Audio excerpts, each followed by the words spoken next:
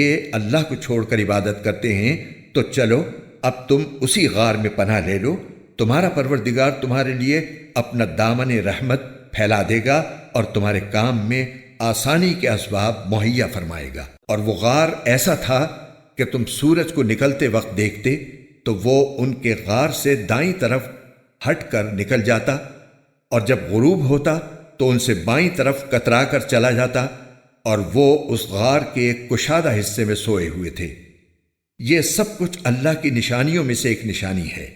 جسے اللہ ہدایت دے وہی ہدایت پاتا ہے، اور جسے وہ گمراہ رکھے اس کا تمہیں ہرگز کوئی مددگار نہیں مل سکتا جو اسے راستے پر لائے۔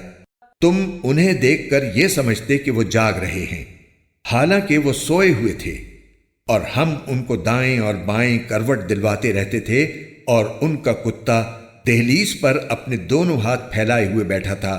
اگر تم انہیں جھانک کر دیکھتے تو ان سے پیٹ پھیر کر بھاگ کھڑے ہوتے، اور تمہارے اندر ان کی دہشت سما جاتی۔